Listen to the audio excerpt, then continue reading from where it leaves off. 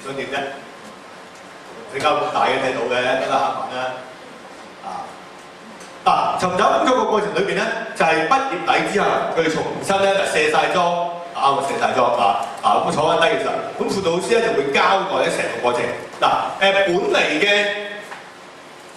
大中學係啊，本嚟嘅中學咧，我哋總有8個易拉架嘅，咁咧我哋就會用翻嗰個易拉架，不過咧就會貼上咧而家阿榮咧拎住嘅，係啦，呢啲求職資訊，咁咧有唔同嘅機構會請人，亦都會請唔同嘅崗位嘅項目，咁包括咗咧即係不同啦，醫療啊、美容啊嗰樣嘢啦，咁究竟咧即係咩學歷啦、入職要求啦、薪酬啦，咁咧都寫低嘅。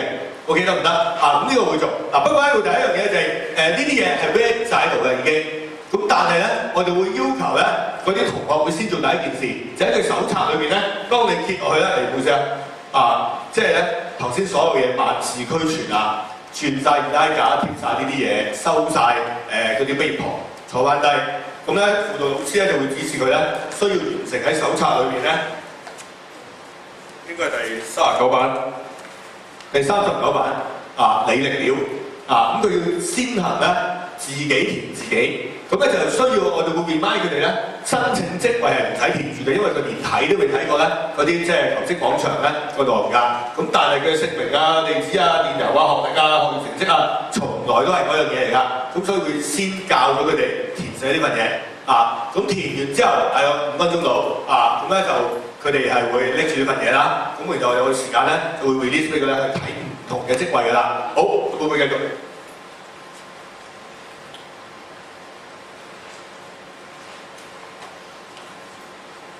去嗰邊，翻轉頭。翻轉頭先，好啊。OK， 小朋友咧就會睇一大堆，於是咧就開始會寫一啲嘢㗎。咁但係咧，亦都會喺時限5分鐘之後咧，翻埋位就會播咧啱呢一度個片，有關於面試技巧咧，就教佢哋咧雖然你揾工，你要求職，不過咧要播唔多。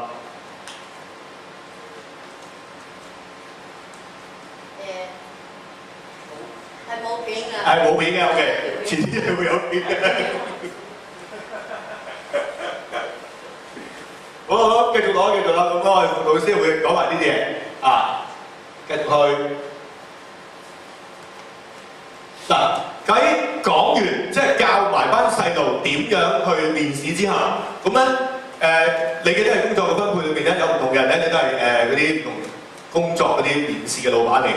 咁跟住會放有時間咧，就會俾佢哋去到唔同地方咧去求職㗎啦。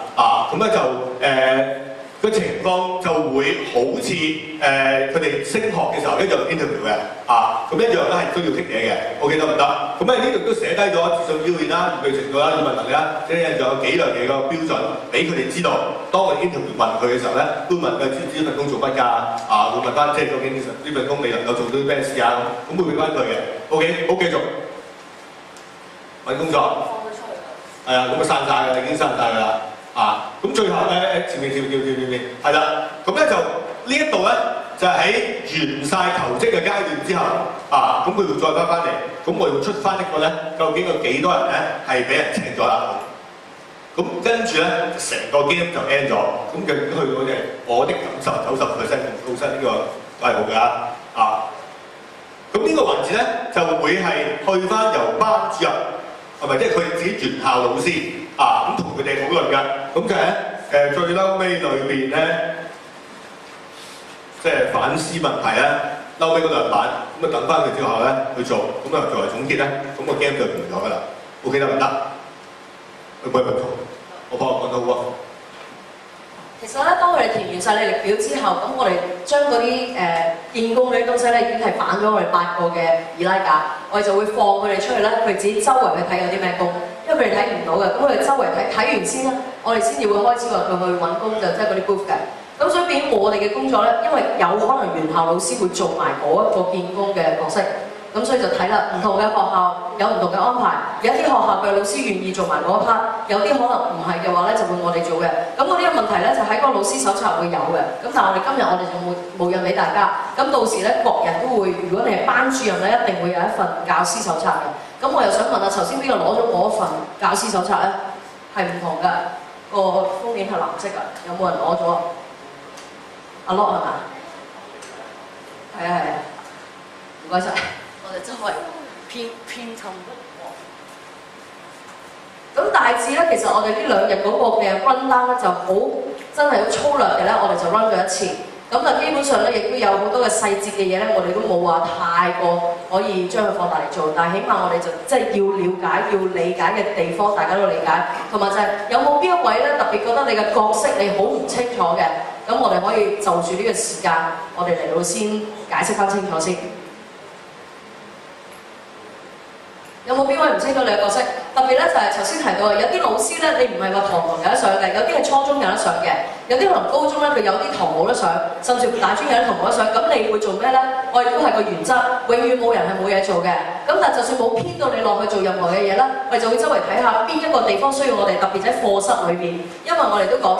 課室我哋第一，我哋冇教書嘅經驗嘅話咧，你唔知道點樣控制嗰啲嘅小朋友嘅，所以我哋越人多咧，我哋就越容易搞，就令到教嗰個人咧就簡單啲。